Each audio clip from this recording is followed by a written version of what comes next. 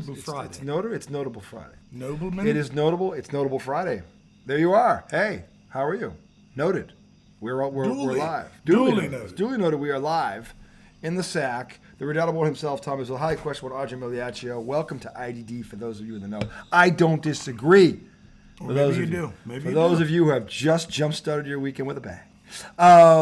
Because you found us. Anyway, segment one, we are going to delve into, obviously it is opening weekend of the NFL season. You got the two Hall of Famers in the middle there, highlighting it behind the electric sex, the soft glow of electric sex on 9. See, what you ever ask yourself, self, what does the soft glow of electric sex look like up against 9 Super Bowls? There you have it. Well, that's up against 9 Super Bowls. Oh yeah, you're right. I am right.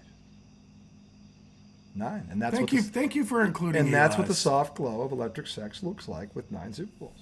It's not bad. 9 Super Bowls. Not too bad. Not too 12 appearances. Utterly ridiculous. Obviously, Tom. That's 20. Tom is carrying the workload here. That's 20% of the Super Bowls ever played. By the way, are you fucking serious? Yeah, 12 Super Bowls, but those two have been in. There's a Super Bowl at 58. Yeah, you're right. Yeah, because 12 times 5 is 60. Would be 60. It's more than that right now. It's not even 60. Those two. So it's more than 20%. It's more than 20%. The soft glow. I repeat, the soft glow of electric sex on two of the most dominant in a very dominant era of football. So insanity. Then if you add Peyton to that, Peyton's been to 3. He's been to 3 or 4. Yeah, because Denver, he got blasted by Denver. He went twice in Denver and once in Indy, right? Probably went twice in Indy and lost one. I don't think he ever lost one. Brady never let him get past him except for that 1 year. He did that 1 year. I thought he went to 4. All right, whatever. But either way, the point is that's 15. Right. Now we're getting into fucking 30%. We're getting into 25%. Maybe, close, flirting with 30. But yeah, that's, You're right. 2 Hall of Famers. So anyway, we're here to talk about it, but we want to take a quick look back. If you did not see that last night, I don't know what you were doing, because even though there weren't a lot of points scored, a lot of things were going on in that game. It was a debacle. It kind of was. It was a debacle. The thing is, can I give you credit real quick? Can I give you credit? Well, I don't know. No one's going to see this if you do. So just fuck so you know. This isn't about who watches, okay? It's not about who watches. We're not talking about you, America. Even though it does kind of get on my nerves when you send a text to your friends. And 3 of them watch it. And have them ignore the fucking text. By the way, and they're in the show. And it's about them. Our fantasy team. It's about them. We dedicated a segment to them. Right. And 3 of them. And motherfuckers barely even respond to the text. My brother-in-law, Brian, who, by the way, watches this. Brian, you're right. People suck. I mean, look, I'm not asking you to stay up at midnight and watch it. I'm not asking you to watch every episode. The beauty of it, you can watch it whenever you want. But damn. Come on. Whatever. Anyway, whatever. Fuck. But, okay, so I'm going to give you credit because we got into it a little last night after the game ended, okay? I'm not talking about bad. Oh, okay. Just our normal bullshit. Oh, well, that's No, because, so RJ, congratulations, you called the Lions beating the Chiefs. Well, when we knew Travis Kelce was out, you called it before that, didn't you? No, I said if he doesn't play, Detroit's going to win. Because at the time he was still. I thought you called it before. No, because at the time he was questionable. You're right. So I said if he doesn't play, Detroit is definitely going to win this game. I'm not saying they couldn't have won if he had. I'm saying that they're definitely winning if he doesn't play. I thought you called Detroit either way, but anyway. Well, I didn't say they wouldn't. I just didn't. I said if he doesn't play, it's definite. So, okay, I have a thing. So. Whenever he gets a prediction right, pisses me off a little bit. Because I'm typically wrong on the same prediction. Well, if you predict the opposite, yes. Right. But I mean, typically that's what happens between me and you. We pick most of the same shit, though. Yeah, but three things I'll change, and I'm usually always wrong. No, you know that's not. Every now and then I get. If we're being fair, that's not true. Okay, Last year there's more than a few. Stop that. Okay, so basically, but what happens whenever he does make a prediction, he announces it at the end of the game, which he did. I did. And then, of course, because I was annoyed that I got the prediction wrong because I bet on Kansas City, I was like, yeah, but you said it was going to be a shootout.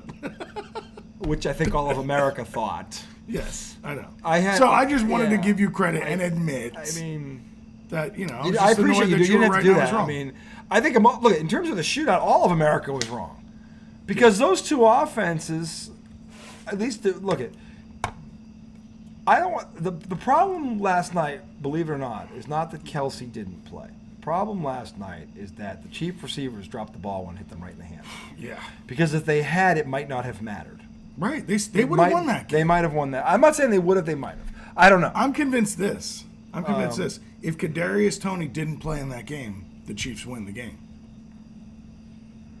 I think that literally, if they had a practice he squad, wasn't the only one who dropped. I know, but when you think about the two that he did, well, one went to 6 for 6. The one went for 6, well, which was more than the difference, and then the other was a big time first down conversion to get them in field goal range, which would on that for drive, the win, where they went for that 3rd and 1 after, which was absolutely utterly ridiculous. And then had to go for the 4th and 25 eventually, right? And that was telling.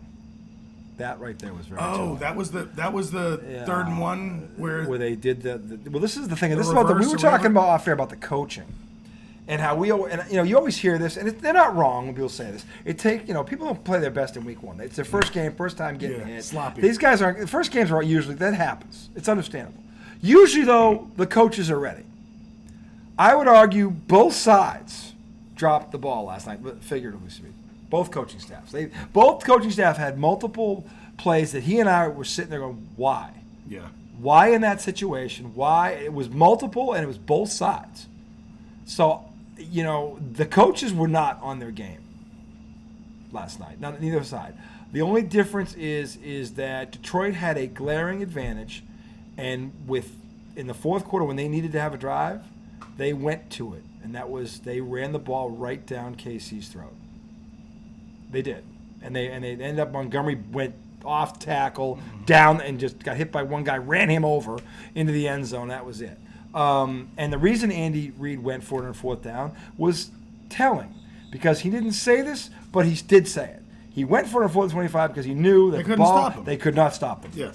He knew they couldn't stop him. That's why he did it. Yeah. Okay, and we were all going, "Why are you going for it on 4th and 25 with 3 timeouts?" But we were missing the whole. They're going for it because they know they can't stop him. Yeah. And that's what it ended up being. Yeah, and when you think about what Reid did... I don't disagree with that. Yeah, and when you think about what he did, yeah. Okay, so even if you don't get it, now you still have 3 timeouts to stop them, make them kick a field goal, and you still get the ball. You still can win the game. And So at the time it looked They crazy. Had to stop them once. Right. At the time it looked crazy, yeah. But you're right.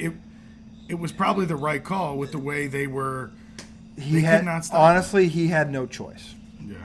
The way I see it, he had no choice because either way, you have to stop something you weren't able to stop all fucking night. Some guy had an idea on Twitter, and I'm sorry I don't remember the guy's name, but I thought it was actually a pretty good idea. He said what they should have done was hike the ball and run back to their own 9-yard line and run out of bounds. Oh, so they couldn't run out. They couldn't get a first down. They'd have to score a touchdown. You either score or kick a field goal. Well, the touchdown would have made it 8. It wouldn't have been over. Right. But. So touchdown with 1-point conversion makes it 8. Yeah. But if they go for 2, which they probably would, because if they lose it, they're still up 7. That's not a bad idea, right? It's not a bad idea if you can hold them. Right. At the end of the day, what Andy Reid was afraid of came to fruition. He knew they couldn't stop him, which is why he went for it. And I give Detroit credit for that because that is the one thing they did do all night. They stuck to that running game, and it drove us nuts. It did. But here's the thing about the running game, and I talked about this with regard to the Patriots back in 2004.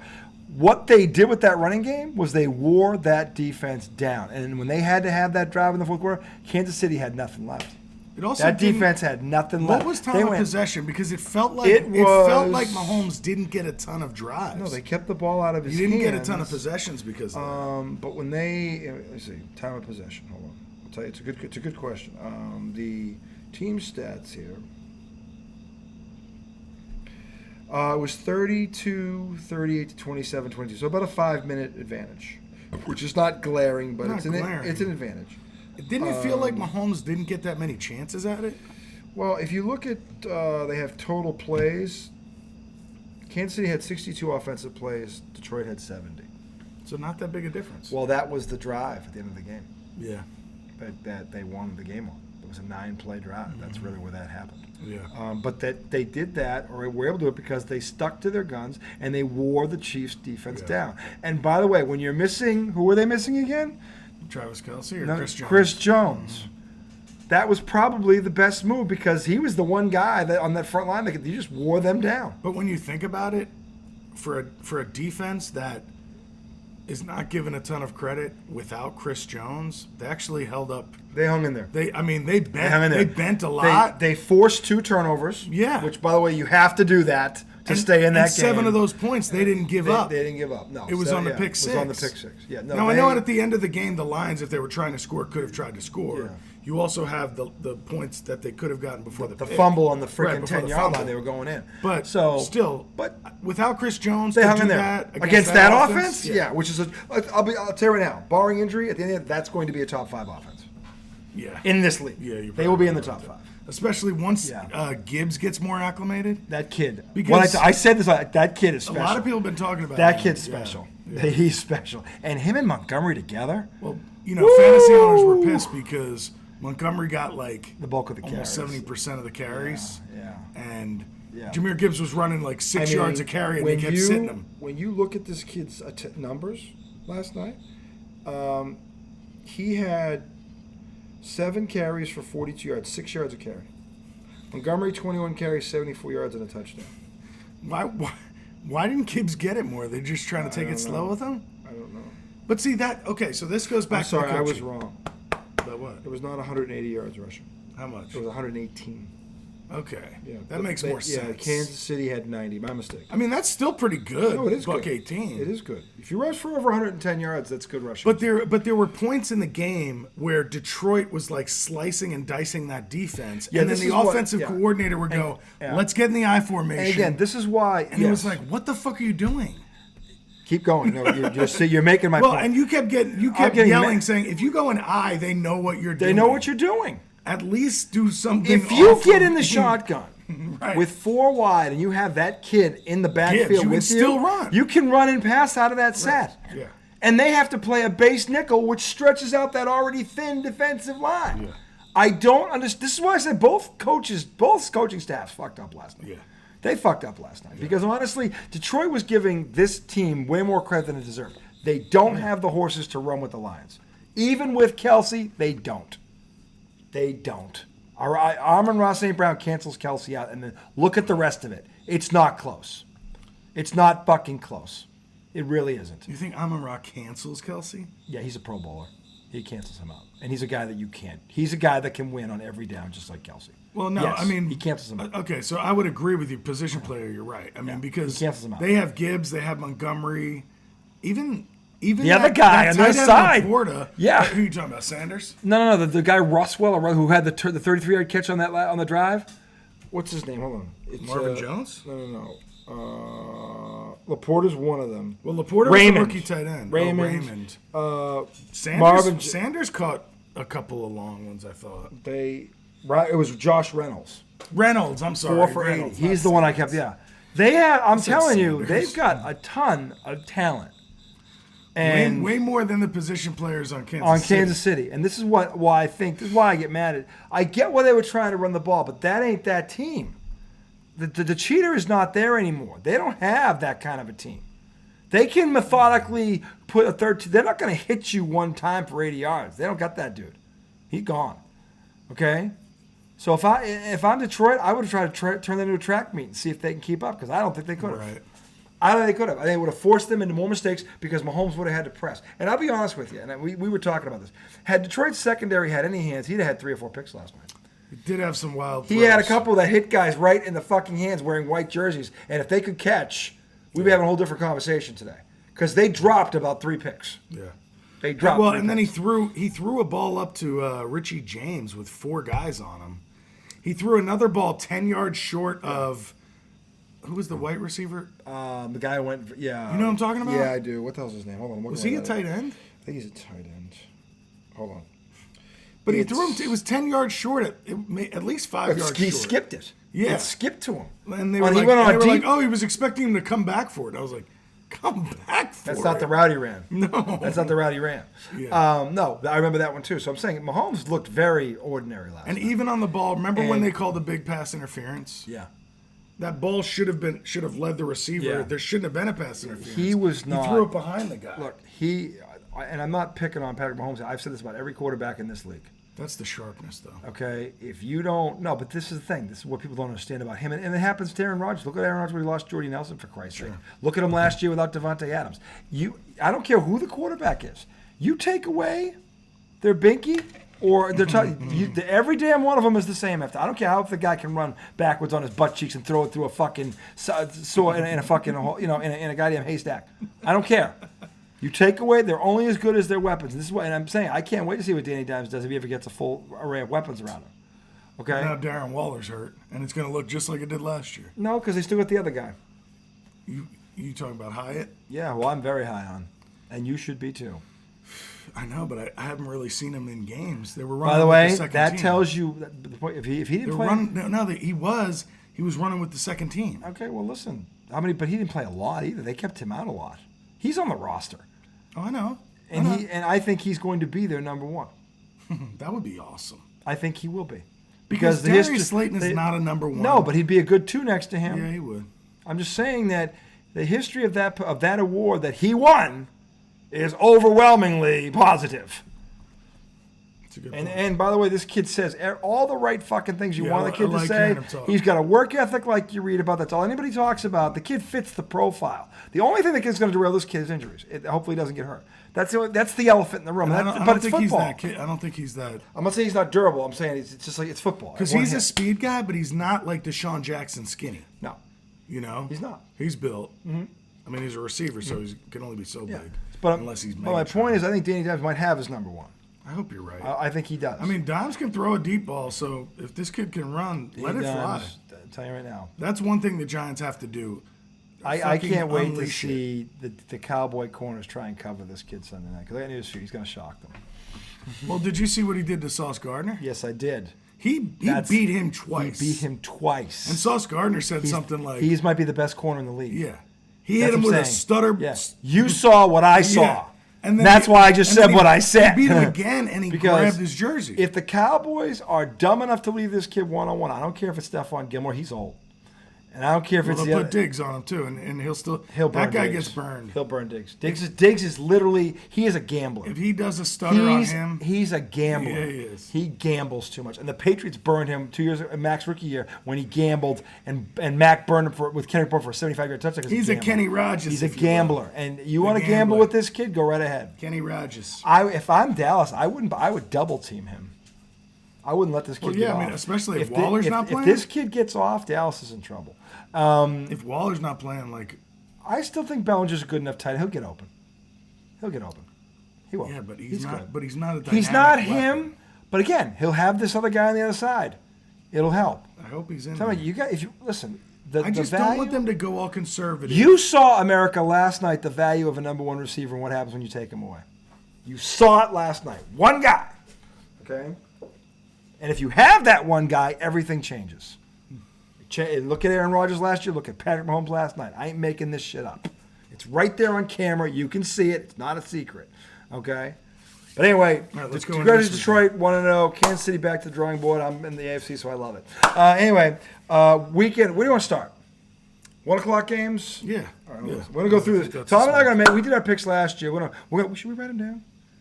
We have it on tape. We can remember it. I could write them down. We should write them down. I'll put them in my notes. Yeah, we should have them down. Let me go to the schedule. Schedule. Week 1 picks. Yeah, week 1. Yeah, schedule. All right, so we're going to start with Carolina and Bryce Young, rookie debut, at Atlanta. Your boy, Bijan, also making his NFL debut. Okay, I'm sorry. Start over. Carolina at Atlanta. Carolina at Atlanta. I'm going Atlanta. You know why? I know why. Because of Bijan. Mm-hmm. Mm-hmm. Yeah, I think Atlanta's actually a halfway decent team based on how they run the ball. Well, they've got Kyler Cordell Patterson back too. They've got that tight end who's never had a guy who could throw him the ball. Kyle Pitts. Yeah, well, again, he's never had a quarterback either.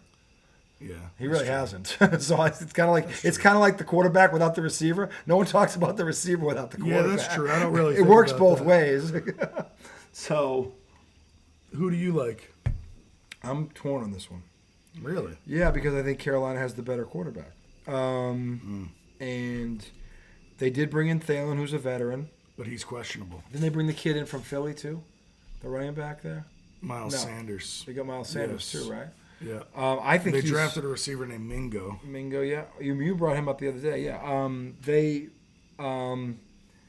Carolina's defense isn't that bad. The thing about Atlanta is they can't throw. So if you know a team can't do something, okay, if you look at this kid could be rookie of the year as running back, but if they put 8 in the box, he ain't going nowhere. But they have the best blocking offensive line in the league. Yeah, but if you can put 8 in the box, you can bring one more than they can block. But they couldn't throw last year. They still ran the fuck out of the ball. Yeah, and they won 7 games. I'm not talking about winning games. I'm just talking about for Bijan. Well, I'm saying production. I think Carolina has a quarterback. Oh, no. I see what you're saying about Carolina beating them. This is why I think they can beat them. That's why I'm on the fence about it. It's in Atlanta. I like Atlanta's running game a lot. If they ever had a fucking quarterback, they could be dangerous. But I don't think they have a quarterback. Maybe this kid Ritter could be serviceable. Well, if I'm Carolina, I'm going to make this kid beat me. Right. I'm going to make this kid beat me. And if you're Atlanta, run the ball and do run-pass option to fucking Kyle Pitts. Well, this kid's talented. I still think that's all they got to do. Yeah, Kyle Pitts is very talented. He's never had a guy that can get him the ball. Everybody calls him a bust. I'm like, well, who's his quarterback? Yeah. Give me his quarterback. And most people can't name who the fucking guy is unless they follow the Falcons. I don't remember who it was. I don't remember who it was. So I think it was Mariota one year, early, his first year. I remember what it was. Mariota was last year. Wasn't it? No, it was the first year. No? Mariota was last year. Okay, well, he stinks. Let's be honest. He's backing up Jalen Hurts now. Yeah. And imagine if Hurts goes down. Yikes. Be a bad year for Philly. Yeah, we'll get into that one later. All right, I'm putting you down for Carolina. Do it. Okay. Although I'm holding my nose. All right, what's the next matchup? So this is how I'm doing. I'm just doing it in a table. That's fine. Look, RJ on the left. Oh, cool. I like that. And then we'll just. We've got. This is going to be a Donnie. Cincy at Cleveland. Oh, that's easy. Is it? Because Cleveland's beaten Cincinnati with Joe Burrow. I'm not buying Cincy. I'm not buying Cleveland. You like Cleveland?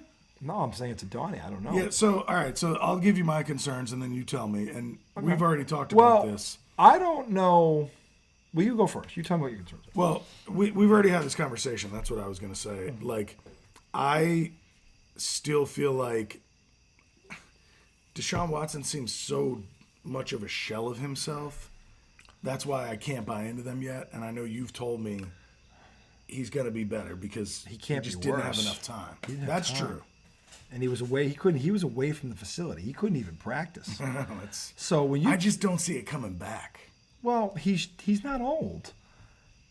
If he was 32, I would be like, all right. Is he 28? He's 20. No. 20 what? 26? He's not even that old. He's 26.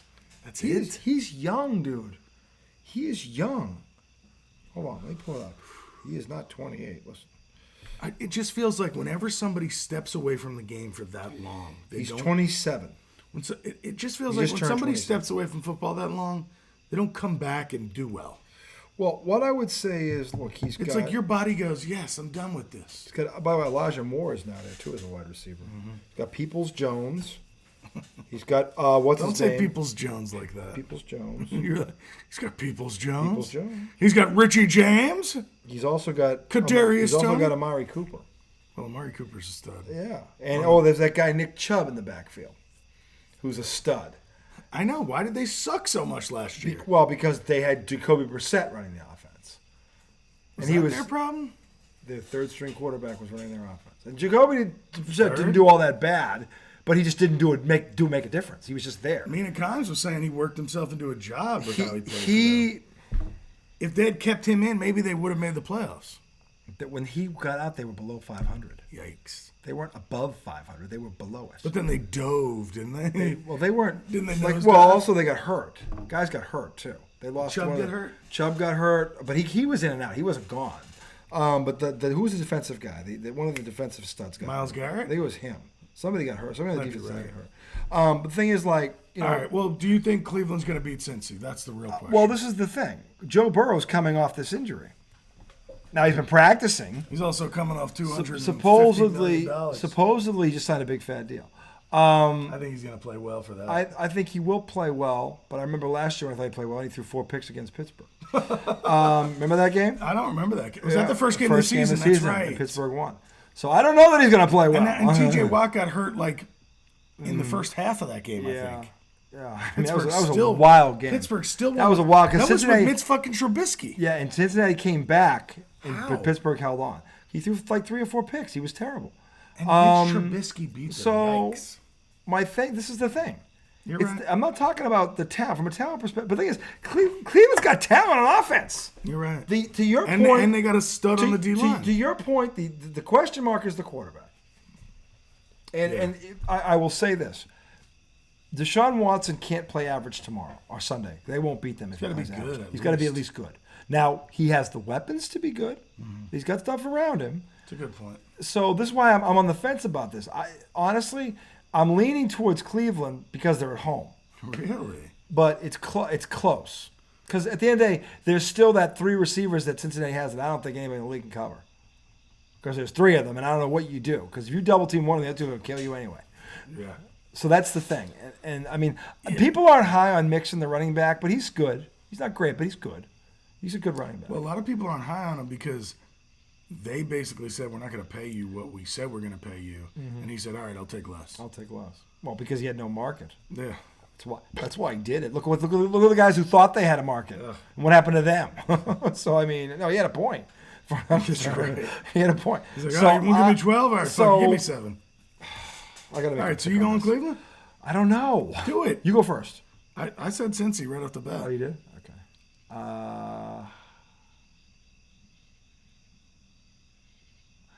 Fuck it. I'm going to go Cleveland. I already got you as Cleveland. All right, next game. So we're going against each other on the first 2 games? They're both coin tosses to me. I'm just going with who has the... I think since he's... In the case of Carolina, they have the better quarterback. In the case of Cleveland, they're at home. And since he doesn't always come out of the gate great. Let me see schedule. Yeah, since he had a shit start last year. 2 years in a row they did. Yikes. They warm up as they get going, but they're not a fast starter usually. Still pick them over Cleveland. I understand why you bet. Jacksonville, Indianapolis. Do we have to discuss this? No. The only question is how bad is Jacksonville going to beat them? Okay, so I'm going to say still for the record, to see what AR-15 it's in. Yeah, well, is. That'll be interesting. It's in Indy, so they'll keep it close for a while. But I think Jacksonville's going to put up 35 on them at least. Yikes. At least. Can I have a soda when you get a chance? Yeah. Next one, we both agree on Jacksonville, right? Yeah. Okay. Next one, Tampa Bay at Minnesota. Minnesota. I'm sorry. Did you want your Coke? Yeah, the Coke Zero, please. Yeah. I got to go Minnesota. I know you don't like them, but, I mean, God. Tampa's a joke of a franchise at this point. A joke of a franchise with 2 Hall of Fame receivers that still can play. No, one of them might not play. No, he might. That's the thing. If he doesn't play, is he out?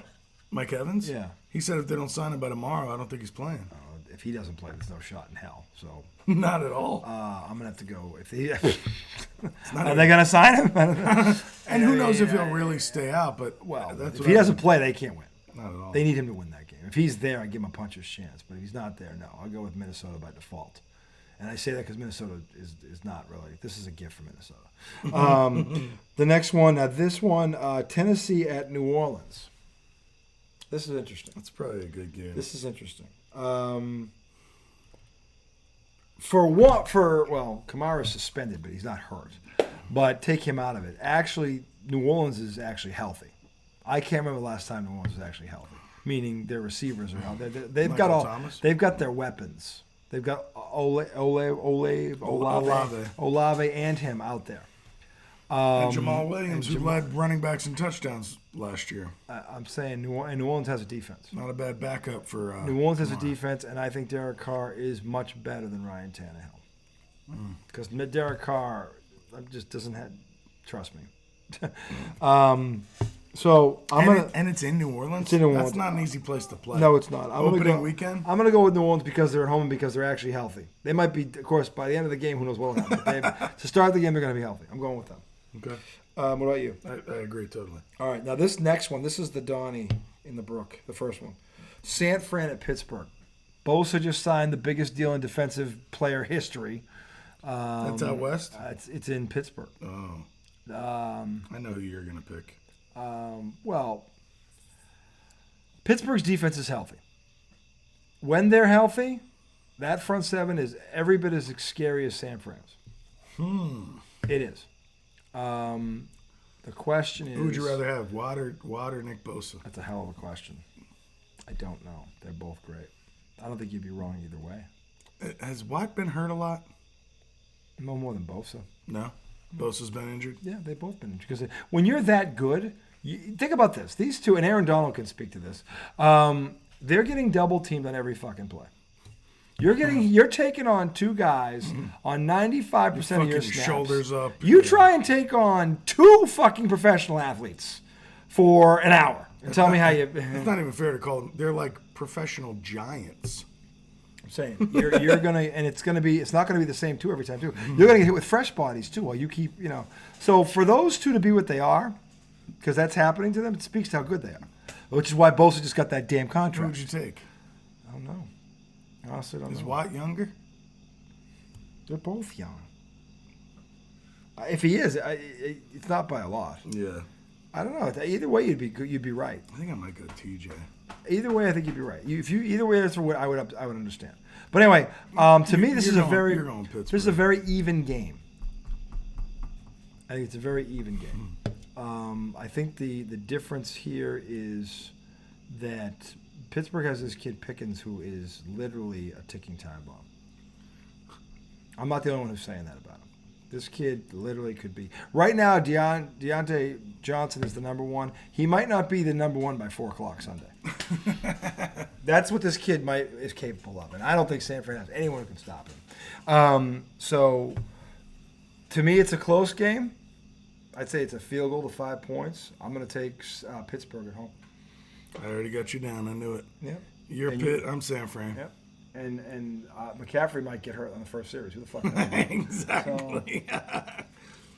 So that brings us. What's the next one? Let me see. Tell me.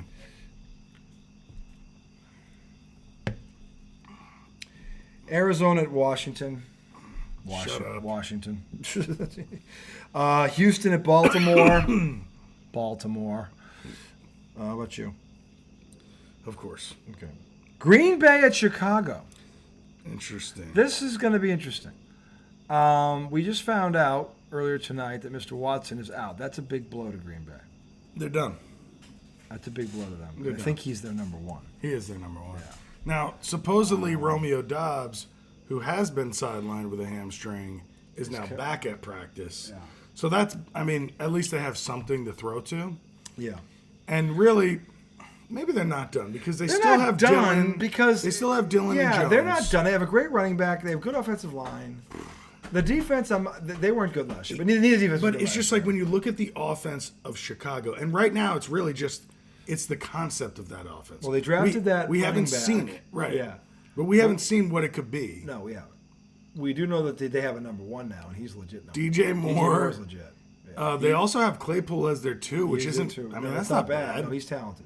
And you got backs, decent tight ends. You got a quarterback who ran for 1,000 yards last year, who Green Bay could not stop him last year, and he didn't have any weapons out there last year. Now he does. So, I think Chicago at home, trying to make a statement because Aaron Rodgers owned them for so many years, right, Aaron? Aaron's gone. So, and I think Love will play well in this game, but I still think Chicago is going to win it. If Watson was playing, might be a different story, but I think that's going to be too much for them to overcome. Yeah, I don't know how much he would make a difference. I think I still like Chicago, even though Bears defense, as we looked at they're both bad. Both those defenses are bad. A.J. Dillon and Aaron Jones could run all over these fucking guys. Chicago gave them a run last year, and they didn't have a number one they didn't have DJ Moore. So he's a good receiver. He's a really good receiver. The fact that I picked Watson over him is my worst pick of my draft. One of the worst ones of the draft. because you're Without a smarter. doubt. You're smarter than that.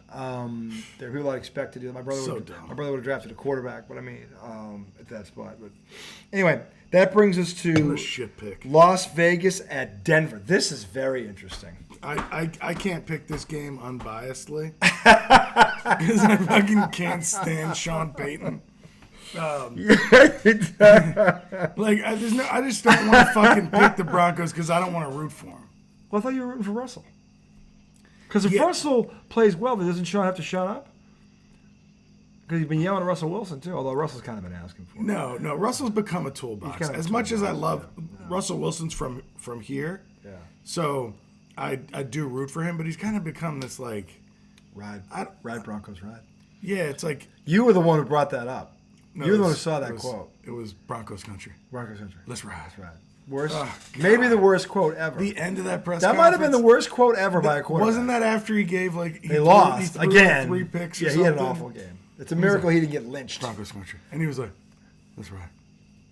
Ugh, It was might have awful. been the worst quote by a terrible. QB ever in my lifetime, at least. No, so That's saying a lot. I don't want to pick the Broncos because then there'll be that part of me that wants to be right and will root for it. But the Raiders don't have a defense. I know. Their And the only Ra- defensive player is still locked in his house. I think Derek Carr's better than Jimmy G. But Jimmy's better for this offense, though. so then maybe they're not worse. But Denver's defense, though, is legit. What was their defense last year? They were... Were they a top 10 defense? I believe they were. Yeah, hold on. And that was despite having Russell suck the balls. Yeah. I mean, they couldn't move the ball. Let me see. I go by the 20. And like, what are the weapons like in Denver? The receivers are all good.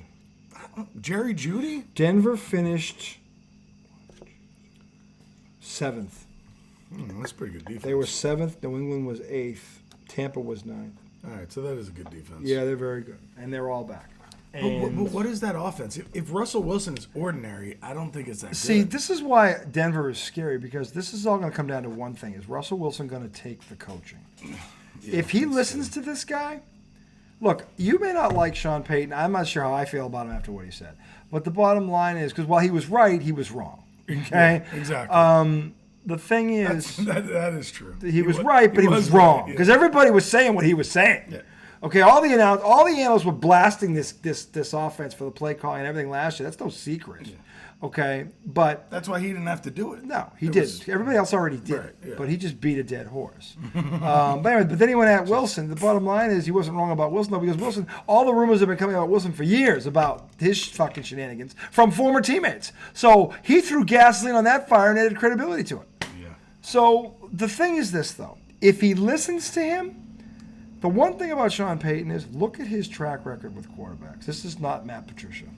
Remind the younger folk, because I know what he did with Drew Brees, but outside of Drew Brees, what? Winston. He was good before he got hurt. Do you mean Taysom Hill? Taysom Hill is not a quarterback. Let's be honest here. He never did anything with Taysom Hill. Well, he didn't embarrass himself. That's true. The kid had no business being a quarterback. Okay, he's a receiver. He was able to use his. He was able to talent. use him. Yeah. And get something out of him. And the kid's not a fucking quarterback. But so before that, was he a Giants coordinator or was he a Dallas coordinator? Every quarterback he's ever worked with, be it an offensive coordinator or head coach, has had success. What is this moth around me? Is it one of my dead relatives? I don't know, but the thing is, his track record is proven. Yeah. So if Russell Wilson listens to this guy, and they've got good receivers, the reason you don't know about the receivers is because last year their passing game was awful because Russell Wilson But Judy's sucked. also hurt a lot. He's hurt, but Cortland Sutherland, he's good. Cortland Sutton. Sutton, he's good. Yeah, they've got. I mean, if I look at their roster, I guess they don't have any sexy names. Like I don't know. You no, know because what they I'm didn't saying? win. When the team doesn't win, you don't see him. Yeah. When you don't see him, you don't know. All we kept hearing out of Denver was how bad Russ sucked. That's all we heard out of Denver last year was how fucking bad they sucked and how their defense. I don't would keep think them in I games. watched a Denver game last Well, year. all we would hear about is the defense would keep them in the game, the offense would fucking blow. That's all we fucking heard. And since Denver's defense finished 7th, they kept them. Remember when they tried like a 60-something yard field goal instead of going for a 4th and That 8? was in the first week. That was Nathaniel Hackett, and he got blasted for that. But then remember afterwards when you and I were talking about it, and you were like, "Well, maybe Russ is just that bad. He didn't trust them to get a 4th and 7." That could be true too, but I'm just saying. And we were like, "Holy shit, maybe that was it." I don't know. Russell was bad. all year long. He was terrible. So, I mean, if you look at their receivers, they've got Devontae Williams out of North Carolina. Big-time receiver. Philip Dorsett. Big-time receiver. Philip Dorsett won a Super Bowl with the Patriots. And he was a viable weapon for the Patriots. Philip Get Dorsett. the fuck out of here. When? 2018. He was on that team. He caught a touchdown. He caught a touchdown pass in the AFC Championship game when we beat Kansas City. All right, but is he like David Tyree? Like No. he was more part of the offense. He's more part of the offense. Okay. He is. He's solid. Then they have Tim Patrick, who's been around forever. Marvin Mims, Cortland Sutherland. Mims caught a long touchdown. Judy is hurt. Yeah, he's always hurt. Yeah. I don't know how bad he's hurt, but he's hurt. Yeah, I think DJ drafted him. DJ drafted Jerry He's Judy. having a lot of bad luck with these guys. It was funny. The next day he texted me, he goes, fuck, I didn't know about that Judy injury last night. Melvin Gordon III was there last year. He was a running back. Oh, God, he's like 50. So, yeah, he's old. But, look, they've got a lot of weapons. Fuck it. I'm going Vegas. Fuck it. All right, I'm going Denver. Fuck Sean Payton. I'm going Denver. Next game. We talked about that. Sorry, Sean. I know what you said was right. It's just it was wrong. I didn't like how you did that guy like that. Even though, as I've seen Nathaniel Hackett on Hard Knocks, not that likable. You're not likable. Not that likable. Not that likable. He's got this obsession with Gold Member. The movie. Austin Powers. Okay. So it's not the red zone, it's the gold zone. Oh, shut up. He doesn't say that. He is a corny little bitch. Cool. Can I have another one? I swear to God, dude. He really says that? Aaron Rodgers was talking about how he's got this obsession with... He really says that? Yes, dude. He calls it the gold zone. That is... Although Tom Coughlin used to call it the green zone, which I always thought was weird. Tom Coughlin had the personality of wet mop. Okay, everyone fucking knew that. Okay? No, he did. He wasn't known for his personality. He was not likable at all. No, he was never likable. But he won, so people respected him. Anyway. But he didn't win until he became less unlikable. No, but when he was at BC, he won. He took Carolina to the AFC Championship. He won everywhere he went. Oh, you mean Jacksonville? Jacksonville. Yeah, he was successful everywhere he went. No, he adapted and evolved when he was old. When he was an old man, which is hard to do. He was an old man. Once you're set in your ways, boys and girls, see Bill Belichick and connected with a bunch of young football players. Bill Belichick players. still can't spend money on offense. Still, even though he knows he needs it, he goes short-term deals. He doesn't fucking go to anybody. I don't care who it is. So, dude, I love that team, and I know it's a bit of a sore subject for you. Not really that sore because you guys won so many. You probably don't even give a fuck. But that team with Tom Coughlin, Eli Manning, who was dealing with bullshit from Tiki Barber. Tiki Barber was saying that Eli wasn't a leader. He was saying when you see him in the huddle, like nobody respected him. Well, Tiki Barber was an idiot. But it's funny. The first year Tiki's gone, what they do? Yeah. They win the fucking Super Bowl. And you were saying Eli's not a leader. Maybe it didn't help him be a leader. Well, maybe you got in the way of it. Right. Because Tiki Barber was a big name on that roster. Yes, he was. He was the biggest. Yeah. So all right, let me not make this about Tiki. I like Tiki. Anyway, the bottom line is, I like Denver. I love that team. I like Denver. He likes. Well, you should. They won a championship. I guess. Coughlin, Strahan. Yeah. Strahan's a Hall of Famer. Easy. So, Philadelphia at New England. Oh man, that's a good one. This. Hold on. Did we just go from Denver to Vegas? Yeah. Okay. Well, you had Red Vegas. I have Denver. Mm-hmm. We got a lot different. Yeah. It's not usually like that. Philadelphia, New England. A lot of questions with these two teams. And I say that because from Philly's perspective, I think the offensive side is going to be fine because I think the transition, they lost both their coordinators. So the guy that came in on offense has a relationship. We've talked about this before. But I think that's going to be a smooth transition for them offensively. Who is he? Was he on the staff? He played college football. He played for Hertz's dad in high school. And Hertz was much younger than him. That's right. But he has a relationship that goes back to the kid's childhood. He knows him very well. That's right. So I think, and I remember talking to Joel about that, I think if Philly had to make this transition, it's about as smooth as it could go from an offensive perspective. Mm-hmm. Here's the thing. The defense, which was historic last year until it mattered most, and then it folded like a cheap fucking suit, Joel, it did. Which is so weird. Now loses the coordinator and they have 5 new starters. 5. Now, we can talk about all day how the Pats' offensive line right now is not where it needs to be, and this is a tough front 4. But I got news for you. If the Pats go shotgun with what they do have on the outside and Mac Jones' ability to pre-snap read, I don't know if Philly's pass rush will get to him because the ball will be out. And O'Brien is going to call a game that is conducive to what Mac Jones really does well, which is RPOs, which Josh McDaniels, and by the way, he made the Pro Bowl with this guy. Josh McDaniels never called a single RPO that year. Not one. So he didn't play to Mac's strengths. Bill O'Brien will. And I think that if they, and they know what they're up against. They know how good Philly's front 4 is. You'd be crazy, but here's the thing. I don't think they do. They do. But the Because problem is, I think it's better. Oh. I think Philly's D-line is actually going to be better because of Jalen Carter. I've seen a lot of big names go the other way. So I don't know that or not. Well, But the way they're talking about this kid, I have to see it. Jason Kelsey is saying the offensive linemen were like holding meetings to game plan against Jalen Carter in practice. That's the best offensive line in football. Game planning for a rookie. I think the Eagles are still. Who Bill O'Brien coached against in college, so he knows what. Sure. He knows everything about that kid. He knows how good he is. He knows what he's capable of. And by the way, he knows how to get around him. Well, because he did it. Better. He did it at Alabama. He better. So I think they have a game plan. Mac Jones for him. getting pressure up the middle, he's going to be in trouble. I got news for you. That's the whole point about the pre-snap read. Philly's going to have to. And this, by the way, Demario Douglas. 6th-round wide receiver who he's been in love with since day one. Well, everybody that's seen him, and that includes the NFL Network, and that includes ESPN. Those guys, Ryan Clark, all of them are saying this kid. What do they call him? Is he called something? They don't call him Demario, do they? He's got a nickname. Pop Douglas. Pop Douglas. That's what I thought I heard. Kids, all of 5'8". They were saying. I love a short little. They fast were saying receiver, take dude. Troy Brown and Wes Welker and Julian Edelman and do this, and you'd have this kid. You slap the shit out of all 3 of them? That's a bold statement. That's a bold fucking statement. All right, so you obviously have your boys. I'm saying that there's a lot of questions in this game.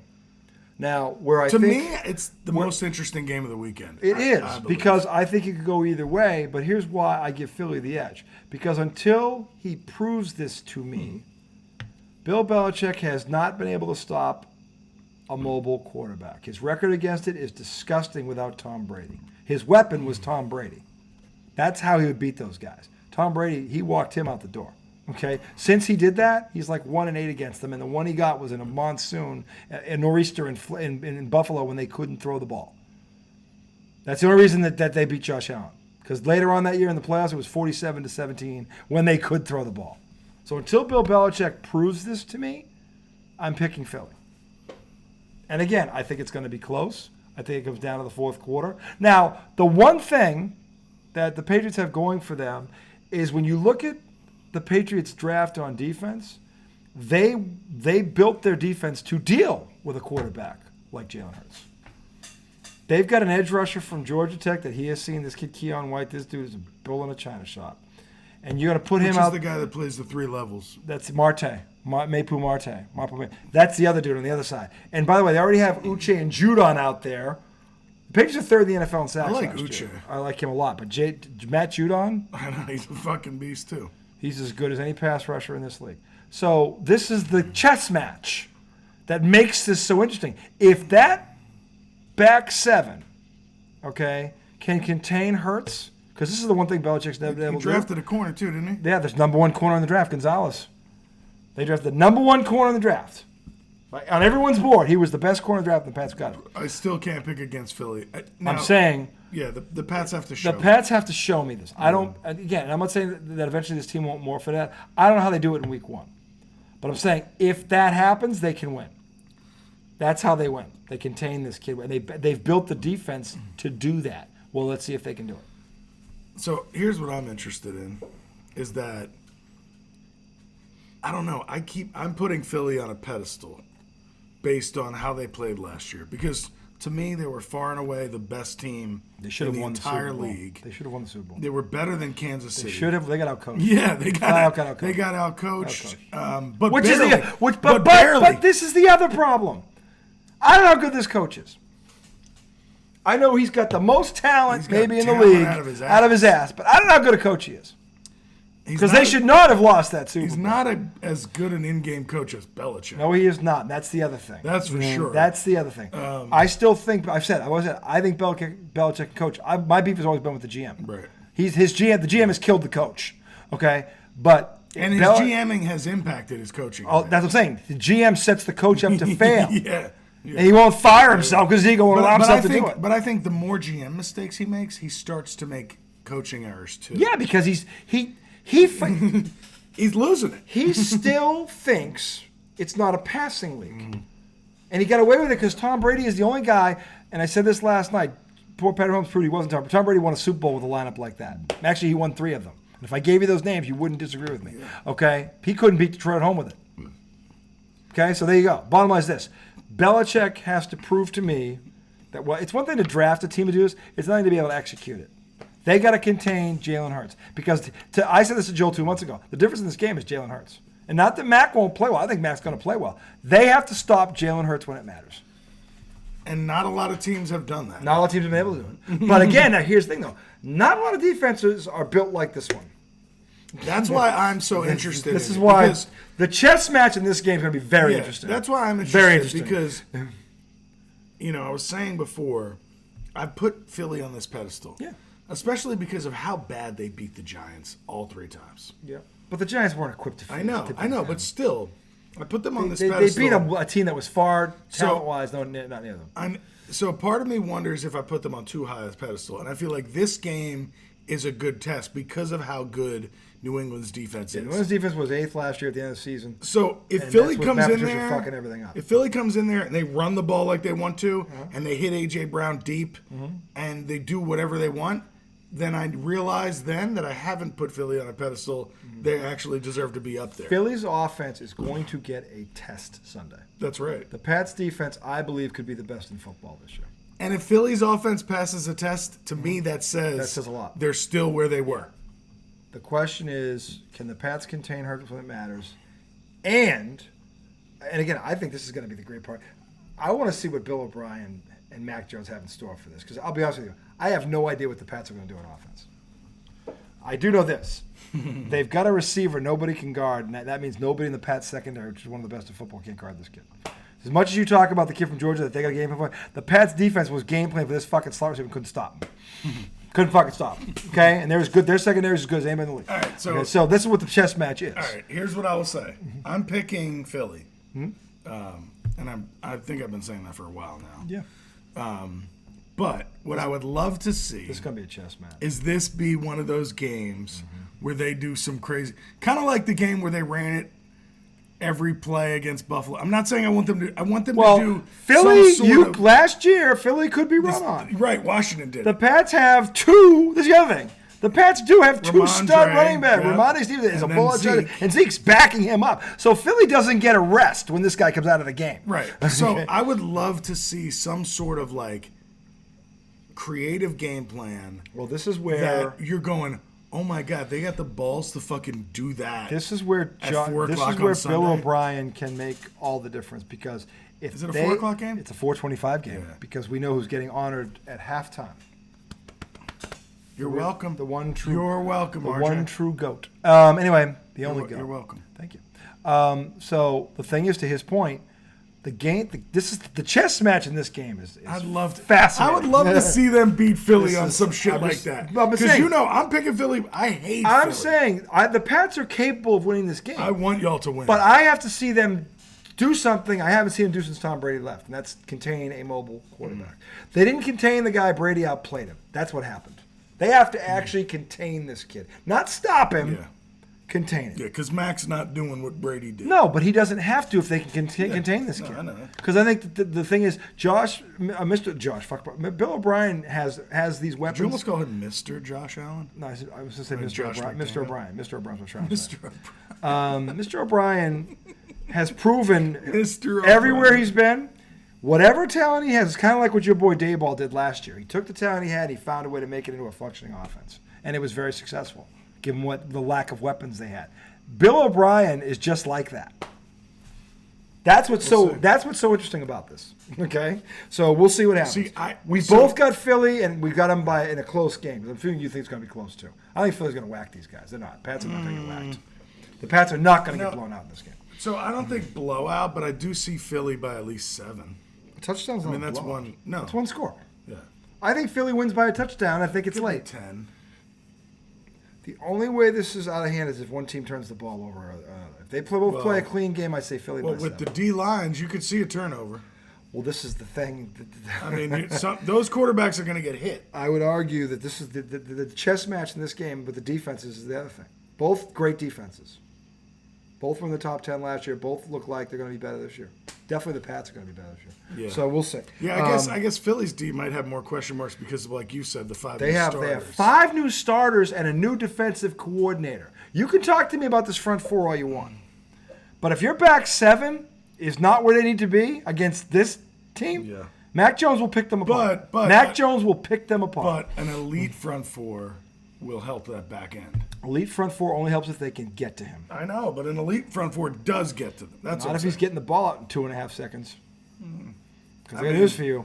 The elite front 4, the Giants did it to Brady, and Brady was the master at getting Brady it out. was on one leg in the first game.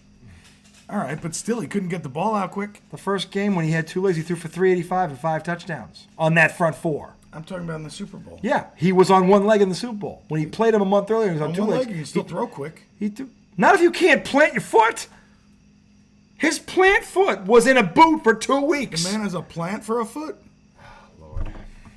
Don't turn into Joe tonight. Don't do it. Just don't do it. Anyway, that brings us, we both got the Eagles in a close game. Okay? I would love to see a Belichickian strategy game where they win. Well, he's got the pieces to do it on defense. You know how I said I'd like to be right? Yeah. I don't want to be right on this game. I'm rooting for the Pats. You think I want to be right in this game? No. I just think until you always want to be right. Bill has to show me. You would rather be right than the Patriots win. No, I want Bill to do something I haven't seen him do. Okay. Prove it to me. Fair. Prove it to me. He's fucked this whole thing up. Dude, So that's what I say about the Giants too. So, all right, but your Giants didn't win 6 Super Bowls in 19 years, and then let the greatest player ever walk out the door. Okay, so anyway, by the way, this game here, this next one, Miami at San Diego, or rather LA, the Chargers. This one's going to be a Donnie. You think so? I do, because of Miami's weapons, and this is going to be a shootout. Look at the weapons on these. Miami's defense is going to get singed. I think the Chargers D is going to get singed too if Tua's upright. I'm scared of Tua, and because of that, I think at some point Tua's going to get hurt. I don't think it's going to be Sunday against Bosa.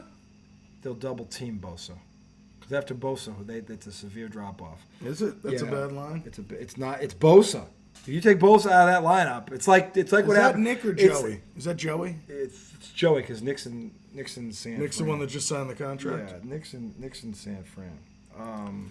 But if you look at San Diego, or rather, I keep saying San Diego. I'm sorry. There'll always be San Diego to me. I know. I'm sorry. I can't help myself. Right, let me ask you this question: would you rather have Herbert or Tua? Herbert, because he's healthy. But then you'd rather have the weapons of Miami because Mike Williams and Keenan Allen are both elderly receivers and always hurt. Hold on. Imagine if Herbert had Waddle and Tyreek Hill. Could you imagine that? Last year, I do imagine that. I'm saying, could you? Yeah. If Herbert had Waddle and Tyreek Hill, they would win the Super Bowl. Maybe. Yeah. They'd be a contender, right? Because Cincinnati's got 3 of those guys. I know, but they'd be a contender. Yes, they'd be a contender. Absolutely. Well, they were a contender last year until he got hurt. They went into Baltimore and beat Baltimore when they were healthy. Who? Miami. Don't you remember that game? He threw like 6 times. I mean, listen. For what this is worth, last year Miami's defense was ranked. Miami's defense was ranked 18th. The Chargers was ranked 20th. That's a wash. Okay, it's a wash. Shootout.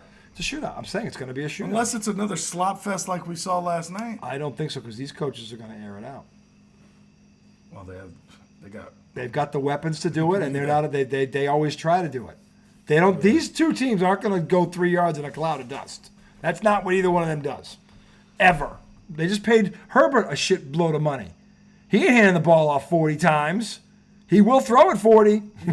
Yeah, he will throw it 40. I think if I wasn't concerned about Tua's health, I'd go Miami here because I think they're better than them. I don't because I think San Diego has more. But God, if Austin Eckler. Yeah, he's a beast. Miami don't have a guy like him. They got Tyreek Hill and Jalen Waddle, and these guys have Keenan Allen and the other Mike dude, Williams, and they're both always hurt. Well, they're not hurt now. Now could they both get hurt in the first quarter? He's not lying, but right now they're healthy. Yeah, so I'm picking Chargers because I feel like Tua is going to break, and I hate it. I'm picking the Chargers because they have more weapons. I think Austin Eckler is the difference in this game. He is the difference in this game. It's going to be, they're both going to be in the 30s. It's going to be a shootout. So you think he'll have a bigger impact than Tyreek Hill? He's good. No, but I think Keenan Allen are going to do enough to negate those two. The difference is this guy's going to make plays, and Miami has another guy to match. They have a third. They have a third guy. Yeah. Whereas I don't think Miami really does. Not at this guy's caliber. No. I mean Miami has like 3 backs. And by the way, didn't they draft a receiver who was Miami? supposed to? No, the Chargers. They got a receiver who's now Quentin Johnson or something. They drafted a guy who was supposed to be good. I want to say Quentin Johnson or Jefferson. It was Terrell Bynum. No. Yeah, from USC. Quentin Johnson. Darius. Quentin Johnson. From TCU. They got 2 receivers from TCU. They got him. They got his buddy Darius Davis. Wide receiver Quentin Johnson could be showstopper. Yep. Chargers need. Yep. They got him. Now think about this. 6'4", 215 pounds. And Mike Williams, 6'4", 218 pounds. And then you've got Keenan Allen. I'm saying Miami does not have the firepower to match up. Not even close. So I'm taking if Miami's defense had stayed healthy, they might have been able to stay in. But Jalen Ramsey's out. He's the guy. But their defense isn't impressive anyway. No, but that's why they went out and got him because they didn't have a shutdown corner. Who's on their line? I don't know any. They probably have somebody with decent sack numbers. I think Miami's defense is the worst in the AFC East. They rank them 11th, so they're the worst of the other 3 are all in the top 10. Oh, yeah, that's easy. But they're giving Buffalo too much credit because Von Miller's not even playing. We'll get to that in a minute. Anyway, so we both got the Chargers. All right, so the next one. Crap, I don't know if I've been rating it. Where'd you stop? We both picked Philly. Was that the one before this? We both picked Philly. And now we're both picking the Chargers. Yep. For different reasons, but. Yep. Now, then we've got the Lambs at Seattle. The Lambs. Seattle. Yeah, we don't really need to Cooper talk Kupp about is that. out. Forget it. When Cooper Kupp went out last year, they went to shit. Cooper Kupp is still out. I don't know that I'd pick them anyway, even if they had Cooper Kupp. I'd give them a puncher's chance if they had him, but they don't have him. Yeah. Aaron Donald must be trying to find a way out of there. They got to trade him. They need to rebuild at this point. They have not yet. They have to trade him for picks. They have no picks. Trade him. They trade away Kupp. They trade away all the picks to do what they did to win the one Super Bowl. They need to trade Kupp too. Yeah, they have to trade him for picks. Not that they could get too many for him. They have to trade him to a contender. Get a second round. No, he's not going to Philly, Joel. I got news for you. Anyway, they need more weapons. So we both agree on that one, Seattle, which leads us to the Sunday night. I already know. The Gmen hosting America's Joke. The Dallas Cowgirls. Dallas Mavericks. Don't disrespect girls in the name of those. Well, boys. The best thing about the Cowboys for the past 20 years has been the cheerleaders anyway. So let's be honest. If those sexy little things weren't running around in those tight little shorts, you wouldn't watch the Cowboys. Because I wouldn't watch the Cowboys. Nobody would. That's why I watch them. So when the camera goes down there, they always have good players. That's never been about that. Exciting. It's never been about good players. Cowboys are drama filled, man. They are the NFL soap opera. Is what they are. And they are literally. But it's great TV. And Jerry Jones threw another log in the fire. When you think about the characters that they have and the storylines that they've provided, everybody watches the Cowboys because of that. I don't watch them. Period. I watch them. That's my quote. I watch them because of the cheerleaders. That's it. Okay. They're the best part about them. They have them for the past 20 years. Well, I'm picking the Cowboys over my Giants. Yeah, but you're doing that because you're a negative freaking... No, hold on a second. You picked Philly over your team because you said, Belichick, show me something that you haven't done, and I'm saying the same thing to the Giants. You haven't been able to beat Dak Prescott in fucking You're talking about Dak 6 Prescott years. like he's Patrick Mahomes. They treat him like that. Stop it. They treat him like that. The only reason the Giants couldn't beat the Cowboys is the same reason they couldn't beat the Eagles. They didn't have enough firepower. Not true. Not true. Really? These games have been close. Well, I think the receiver from the Giants that they just got. I hope you're fucking right. Is going to be the difference. And by the way, but I'm saying it's a similar thing that you said the about pressure, your coach. The pressure on that coach and that quarterback right now is a freaking, oh my God. You don't think there's pressure on Daniel Jones, who just signed a fucking... Compared to Dak Prescott? Dude, no. Daniel Jones in New York? Yes. No, because Danny Dimes still, we don't know if this kid, we still don't know if People Danny Dimes... have hated Danny Dimes since the day he fucking got picked 6 from Duke by Gettleman. And he got there is pressure on him. He's already gone as far in the playoffs as Dak Prescott ever did. And by the way, New York he's still hates never had the supporting cast that Dak Prescott has always had. New York still hates him. The pressure in this game is squarely on Dak Prescott. Disagree all you want. New York puts pressure on their own people. Jerry Jones puts pressure on his own people. Do you remember that trade, Tom? There's no pressure on the fucking Cowboys because they're going to suck and be a joke no matter what, and nobody gets held accountable because Jerry's the one leading the bullshit. There's no pressure. The pressure is Dak has been there doing the same bullshit. What was last year, his 8th year? He's coming into a contract and he led the fucking league with interceptions? He's got no pressure? Yes, he does. Why? Because he has Jerry's not going to let him go. You don't pay a guy. He's not going to sign his next big contract with him. He will let him go. Somebody else will sign him. So not for this money. Because why? What will he have proven? Dak will get big money. No, he won't. Because he's proven he can't. You win don't think Dak will get $100 million? No, I don't. I'll tell you why. He's had everything he's needed to win a Super Bowl by now. He can't even get to the fucking championship game. That offense has been top 5 for 2 years in a row. He has been the reason they have failed. Think about what Kirk Cousins has been paid. If the guy has everything he needs and can't win, why would you spend money on that? Because by the way, he's getting older. Your team win. If he couldn't win with all the talent he's had in Dallas, he can't win. I'm not saying he can't win. Look, top 5 defense, top 5 offense, and he can't. Okay, so now we're getting into this is what always happens with me and you. I'm not arguing that point. I'm arguing. You're saying he's no pressure on him. You're nuts. I'm arguing that another team would pay him. Nope. Oh, this happens all the time. You and I get in these arguments about whether something is logical versus what people will do in the league. Truth is they'll fucking spend money on garbage. He doesn't win the Super Bowl this year, he will never see another big contract. What do you consider a big contract? Bigger than the one he's got now. What is it? It's like $175 million. Oh, well, he's not going to get that. If he wins the Super Bowl, he might, because Jerry's got to sign him to an extension. He's older. Okay, if he wins the Super Bowl, you're right. He has to win the Super Bowl, Tom.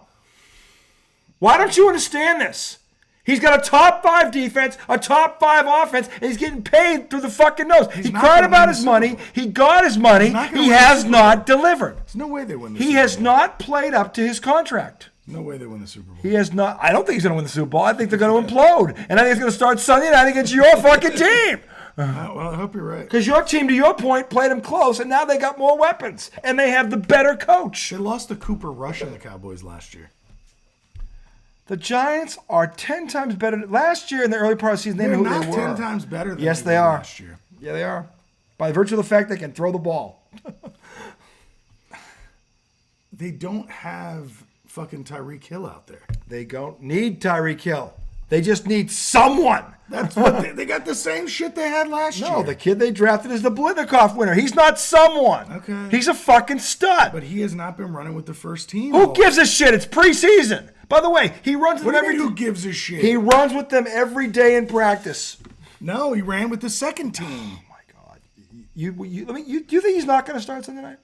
I don't think he's going to start. Who's starting over him? That's what I'm trying to tell you. Who's Darius Slayton? That's one. Isaiah Hodgins and Sterling Shepard. He's starting Sunday night. All right, but if he's the only way he's not starting, that would be different than what they did in the preseason. They're trying out those guys, not him. He's made the roster. He was their top. Listen, He's starting. When they didn't play the starters in the game against the Jets, guess who played? Just pick Dallas. You're going to pick Dallas. Look, pick them. It's okay. Pick them. No. Pick them. In the third game, in the game against the Jets, when they didn't play their starters, guess who was in the game at receiver? Jalen Hyatt. Mm-hmm. And he looked pretty fucking good to me. Right, but what? He was not playing. The first team was not playing. They don't doubt him with them at all. They're trying to get the other guys to find out who's going to go with him. He's going to be with them. The other guys were sitting on the bench while he was playing in a meaningless game. There is no way, unless he's hurt, he's not starting Sunday night. I would bet you on it. I will bet you right here and now. He starts. If he's healthy, he starts Sunday night. But why didn't he start the entire preseason? Because they've already seen what they need to see from him. He played with the second team, That's right, just to get him reps. That's all, to keep him fresh. No. The 3 guys that are trying out with the first unit, they're having tryouts. They weren't playing. They weren't playing at all? No. Who was playing then? Jalen Hyatt and the fucking other 4. Who was playing with the first unit? Jalen Hyatt, but they were playing the second unit in that game. Daniel Jones didn't play. Sterling Shepard didn't play. Darius Slayton didn't play. But Jalen Hyatt was in there. To get him reps. That's all that is. No, just to get him reps. Not because they don't trust him. I'm not saying they don't trust him. He's not on the first team. Not being on the first team in preseason means fucking nothing. That means nothing. Yes, it does. It does mean something. Where was he drafted? 3rd round. He's on the team. And he's starting. I know he's on the team, RJ. He's starting. He's not. He's starting. Because he didn't start in preseason.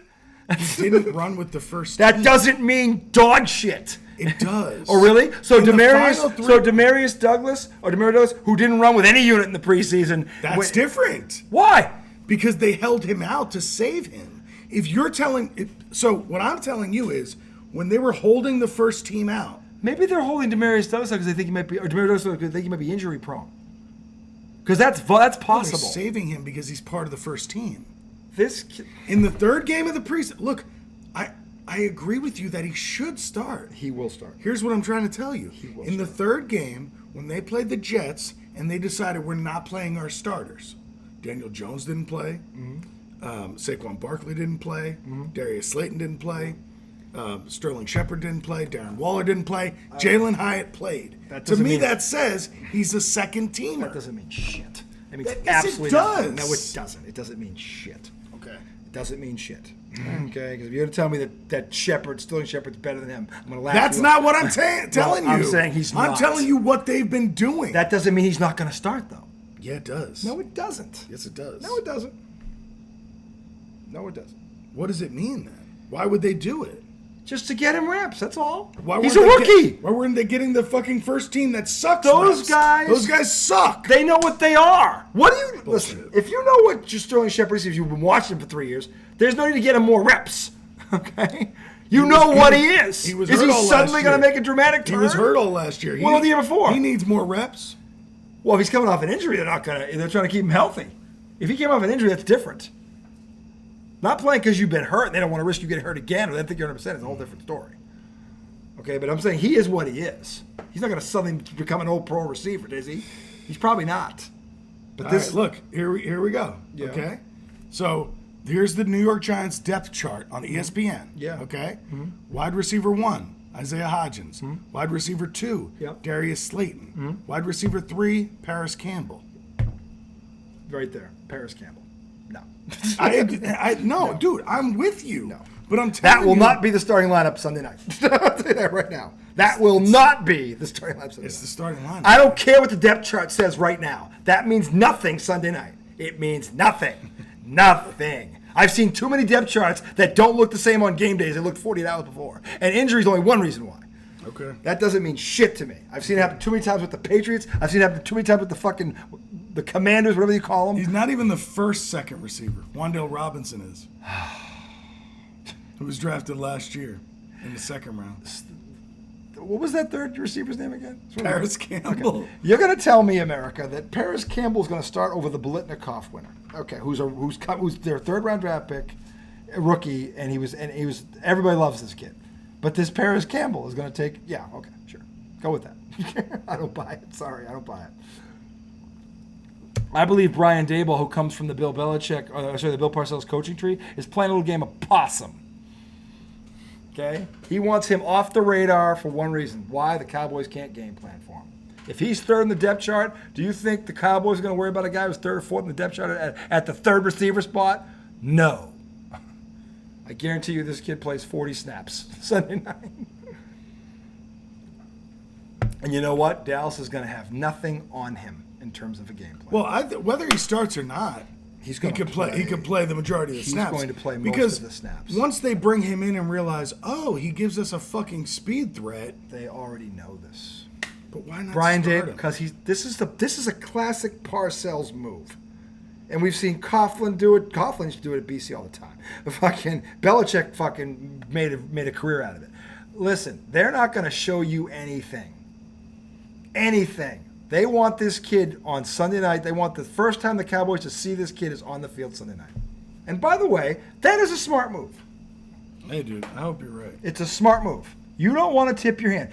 Listen, we talk about this all the time. These coaches in the NFL, they do this all the time. All the time. They're playing possum.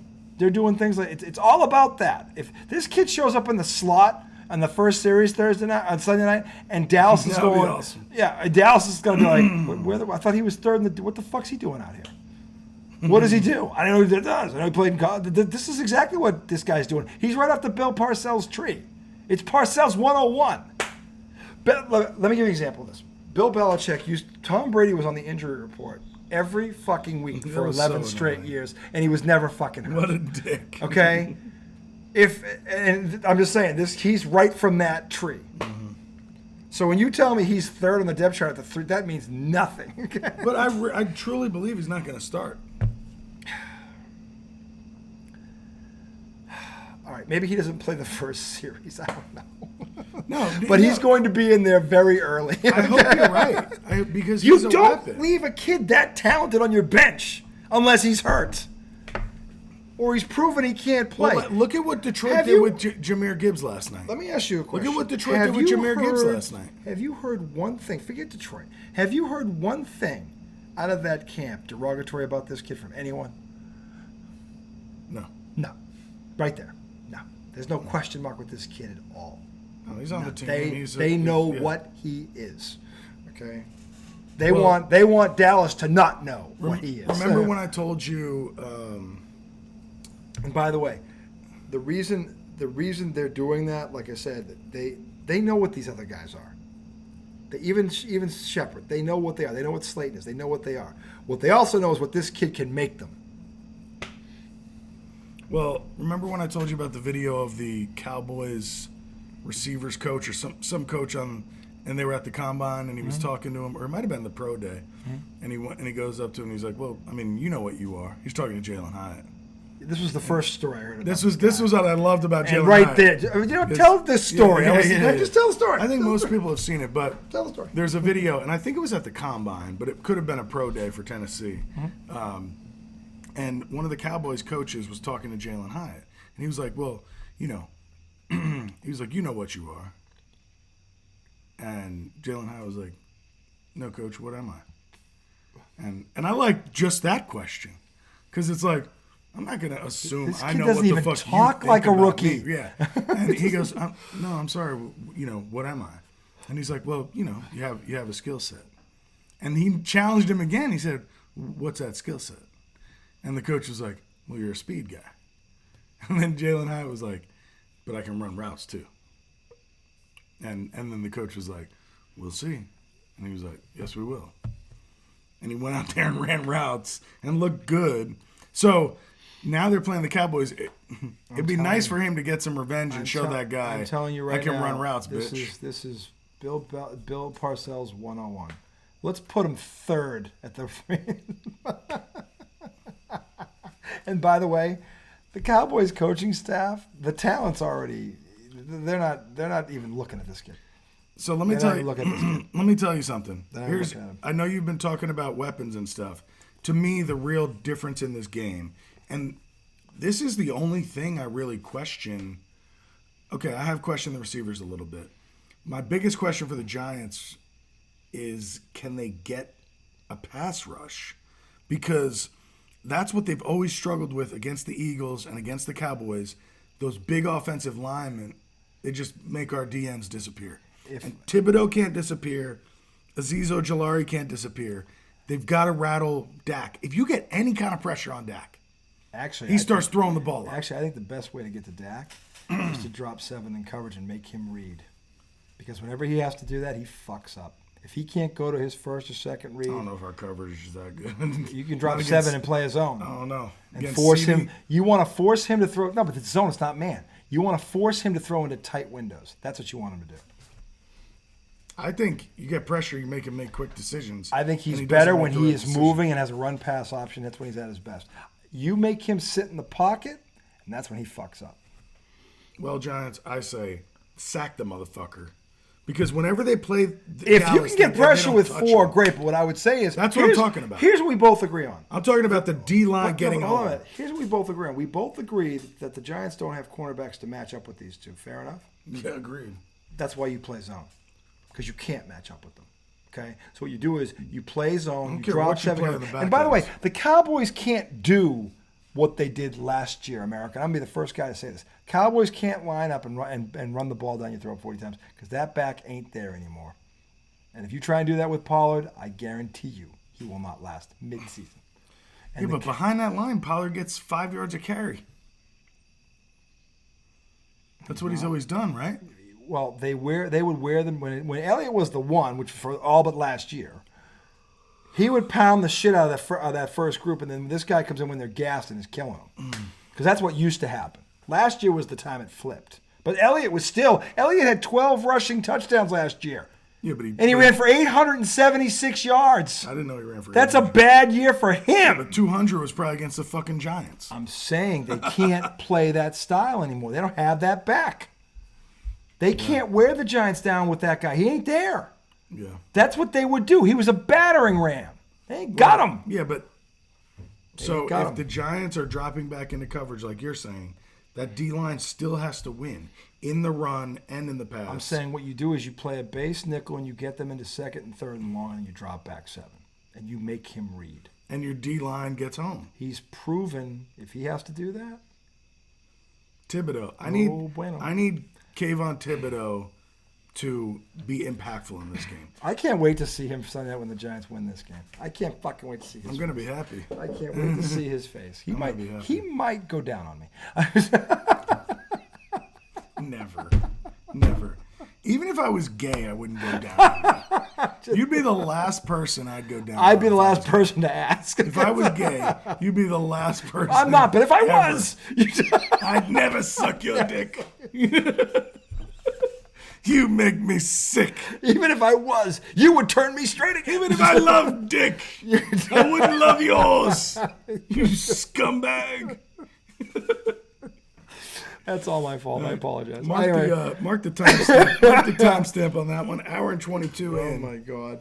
So he's got Dallas. I've got the Giants. Yeah. All right. So we're going to end with Monday. Now this one's going to be great. Monday night, Buffalo and the Jets. I already know. Everybody's talking about this one. God, we have so many different. Well, that's what you wanted. No, it's not. Why not? Because now I got to deal with all this bullshit when you get 80% of them right. How do you know I'm going to get 80% of them right? A lot of those games are coin flip games. They go either way. I just have that feeling. All right, well, let me give you a little fun fact here because you'll like this. Joe loves these. J-E-T-S. Joe loves these, okay? On opening day in the NFL, home teams, 50%. They lose 50% of the time on opening day. So when I tell you a lot of these games are coin flips, they're coin flips. Well, I'm going Jets, Jets. Okay. And I've said this before. The Jets beat the Bills with Zach Wilson last year. And I know you can't, it doesn't work like that to just go, well, this happened last year, so this will happen. But if Aaron Rodgers is decent, Jets win this game. And I think he will be better than decent. I think that, but he's going to outplay Josh Allen, who's got something to prove. And whether people want to admit this or not, Buffalo is carrying a chip into this game. Because all we've been hearing about is how the Jets are going to win this division and it's theirs. And Buffalo's done. And that's all they've been hearing. The only thing you've heard out of Buffalo is that Diggs doesn't want to be there Diggs anymore, doesn't like which it. doesn't help them.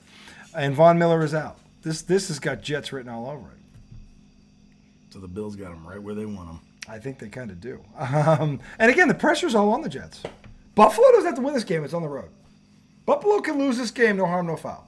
If the Jets lose this game, woo. Oh, that game's at MetLife? It's at MetLife. So the Giants are in Dallas on Sunday night? No, the Jets are Monday night. It's the night the game. Oh, they're doing home and home? Home. So Sunday night Giants, Monday night Jets. Wow. Yeah. Big weekend in New York. Flipping the stadium one night. Yep. And look, Rodgers has, in terms of skill position players, he's got enough around him. The offensive line here is a major problem. You can't ignore that. You can't ignore that. And Buffalo has the ability to keep that Jets offense on the sideline because they can run the ball with their quarterback right at these guys. So, because even the Jets can be run on. The Patriots did it to them twice. So, What'd they put up on them? In terms of rushing, we were over 100 yards both games. And we couldn't throw because Matt Patricia was fucking things up. But he was fucking things up. So well, Jets have a good secondary too. They do, but there was no when they're saying they had us figured out by the end of the first quarter in the passing game. That's bad coaching. They shouldn't figure you out by the end of the first quarter. If that is, it's because you're not changing anything up. You're not doing anything different. You're basically you're tipping your hand. Poor coaching, all the way around. Tipping the cow, tipping your hand. See Jared Goff again last night with no Matt Patricia. Looks like a different guy. So anyway. No Von Miller. Helps that offensive line. This is, of course, not. If he was there, I mean, that really. If he was there, I'd pick Buffalo by 10 points because he'll kill Aaron Rodgers. But that allows that offensive line a reprieve. Buffalo, when they lost him, went from put it this way: they were number 2 in the league when they had him. They dropped to 14th when they lost him. That's a big drop. That's a big drop. So the game's in the hands of Josh Allen. He has to take care of the ball. And the Buffalo defense has to hold the Jets to field goals. He didn't take care of the ball in the game last year. No, he did not. Pretty sure they picked him at least once. If it wasn't for Dak Prescott, everyone would been talking about him with all the fucking turnovers he had. But he fumbled on the 1 yard line against Minnesota. That was awful. That was the worst fucking I can't believe. That was awful. He had a bunch of bonehead. He's got a lot to prove. He's got a lot to prove. And Aaron Rodgers is over there on the other side. Talk about throwing gasoline on fire. This game's an interesting game. This game's going to be closer than people think. That one might be more interesting than the New England Eagles. Those two. Those two to me are the most. Those two games are cool. Those two to me. The Giants Cowboys game is going to be very interesting. I know, the San Fran Pittsburgh game. Yeah, there's a lot of good ones, man. There's a lot. I'm telling you right now. You're sleeping on some of these. I got to go to the bathroom. Jeez. So by the way, Tom's bathroom break. Tonight, actually, it's Coke Zero. Yeah, Coke Zero. Subbing in for the doctor. Coke Zero. Subbing in for the So. I'm sorry, but I was about to pee my pants. No, you should have gone. Surprised you lasted this long. Anyway. I'm this close to picking the Buffalo Bills because I think they have something to prove. But the Von Miller thing is the problem. To me, if Von Miller's there, that line really gets exposed. I don't know the rest of Buffalo's defense, but you know what? You know what we can do, boys and girls? With the power of technology, we can find out. We can literally go to Buffalo. Where are they? Here we go, Buffalo. We can go to Buffalo. We can look at that roster. Or we can look at the stats, by the way. Defense.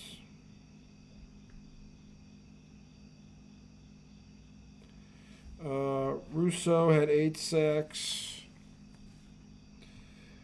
Epinenza had 6.5. So they had a couple of guys that are decent, but again, when Von Miller went out.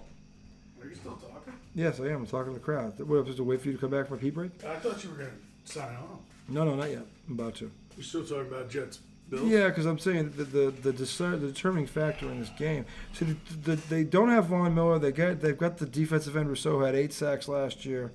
The other defensive end, ASI, had 6.5 sacks. And that when Von Miller, I'll tell you, if Von Miller didn't get hurt, who knows what would have happened? Because they were neck and neck with San Fran defensive wise, and Buffalo was number 2 in the AFC when he got hurt. They never recovered from this. Who'd they draft outside of that tight end? I'm looking at their draft picks. I'm trying to Did they go defense? The tight end was the first thing, but I mean, Yeah, they got Kincaid in the first round. yeah, he's good. They got a guard, so they built offensive line second round. Yep. Oh no, that was.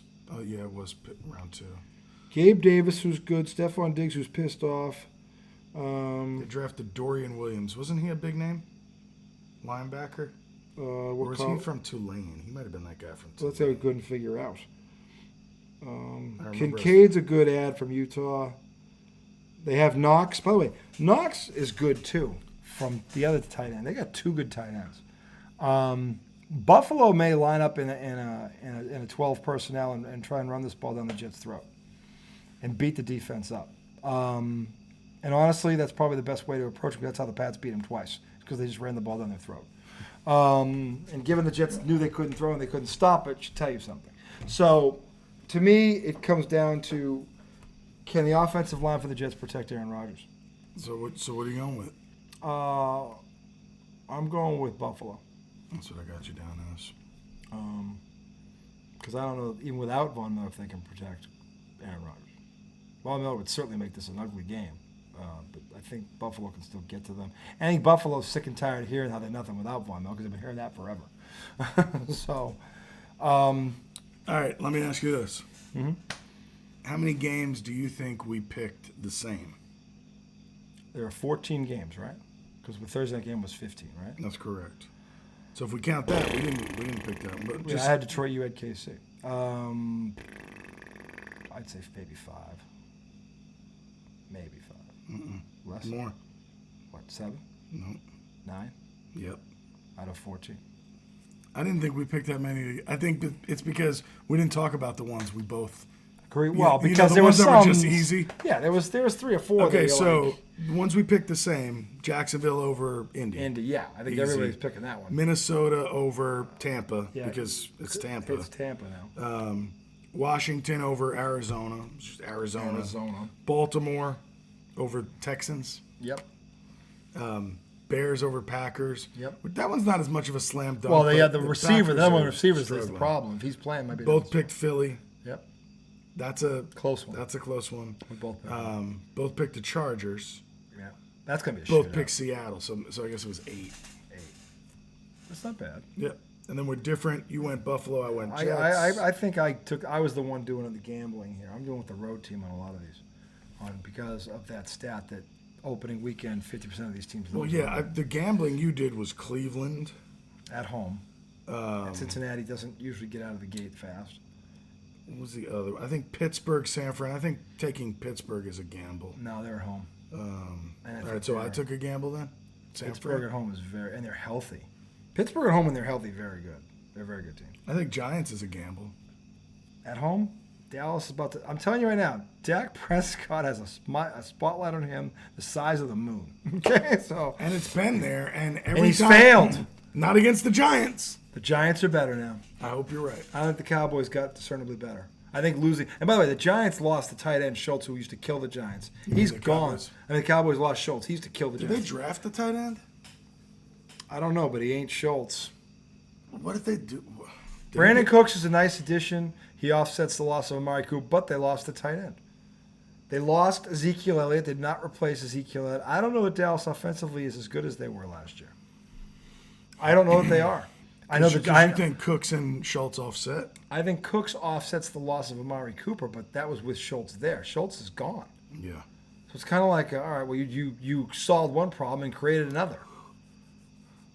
And Ezekiel Elliott's gone. The battering ram that would wear that front 4 down is gone, because that's not the kind of back Pollard is. And I'm not saying he won't get some yardage, but he's not going to do what he did without a battering ram in front of him, or to take half. Again, he was playing half the snaps. Their second-round pick was the big Michigan tight end. The big Michigan lug. Schoonmaker tight end. Schoonmaker. I'm going to go with the... It was no secret the Cowboys wanted a tight end to replace Dalton Schultz. Yep. Well, it didn't happen in round 1. They were enamored with taking a tight end, especially one with the athletic profile like Schoonmakers. Dallas found a better, younger, more athletic version of Schultz in the passing game. A better? As well as a tight end who's a much better blocker. Wow. Okay. We'll see about that. This ain't the Big Ten no more. No, it's not. This ain't the Big Ten no more. Then they went linebacker out of Texas. I think the Giants have a lot of surprises for the Cowboys Sunday night. And I think the Cowboys are going to play tight like Rodgers because the pressure on them to win the Super Bowl. Tight like Rodgers. I'm telling you right now, the two teams with the most pressure on them this year are the Cowboys and the Jets. That's fair. It's Super Bowl or bust for both of them. And that is a lot of pressure. Now, they did address the running back situation in the 6th round. They drafted 5'5", 175-pound back, Deuce Vaughn. Doesn't that reek of a battering ram, boys and girls? Sounds like a scat back. No, I've seen him. He could be. Sounds like a Danny Woodhead. Look at how small he is. Yeah. He's a little guy who can hide behind those big butts up front. And then go, yep. God, watch him run for $120 against the Giants. Watch him get killed in the first power sweep, wiped out by a quarterback. Dexter Lawrence just lands on him. This guy lands on him and ends his career. Look, again, the Cowboys have all this pressure.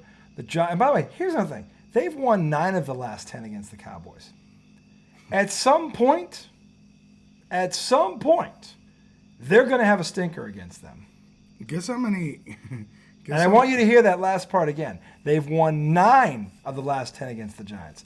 At some point, they're going to have a stinker. Okay, it's easy to say that. Well, I don't think you knew it. Well, of course it's going to happen, at some point. And I think the Giants are... I don't think it's going to happen now. Guess how many yards from scrimmage Deuce Vaughn had from 2020 to 2022? I have no idea. Just throw it out there. 3,000. 48-84. What college did he play for? Kansas State. Bijan Robinson had 4,200. Big 12. Respectable. That's a lot of yards. Yeah. Especially for a little guy like that. Well, if you can't see him, join him. Yeah. But all right, we're at an hour and 36. He's got Dallas. I've got the Gmen. So there you go, America. We're going to sign off now because it's 1:23 in the morning. Fuck. East Coast time. It's I got to wake up and play pickleball tomorrow. For the redoubtable one. The league starts Sunday night. I know. If we get into a playoff, we're not going to watch. We're not going to. It depends on when. It'll be Sunday night. No. It's during the you football. Wouldn't watch me in the playoffs? During the football season? No. Come on. What if it's a shit game? Fantasy football. Oh, fuck off. What, if I'm in a playoff race? No, it's not going to be... Do you think you're going to be in a playoff? Seriously? I don't know. I don't even know if they do playoffs. That reeks of confidence, America. Well, Janice and I don't play a lot. She hasn't been able to play for 3 days. Yeah, she hurt her elbow. Shit, she's questionable. She's questionable. I'm going to go up there and not have a partner. We'll see what happens. I really hope we don't get stomped. Anyway, that'll be the 4 o'clock game on the Nobody Gives a Fuck network. No, it's 6:30 game. On the Nobody Gives a Fuck network. It's 6:30 to 9. On the Irrelevant channel. Fuck off. I give a fuck about it. Well, you should. You're playing. I get that. I'm saying you're in the... You're looking at the breadcrumbs in the desert there, all by yourself. Fuck you. You guys enjoy the first weekend. Enjoy the football. Hey, tomorrow night, by the way, Texas Dukeroo. Texas at Alabama.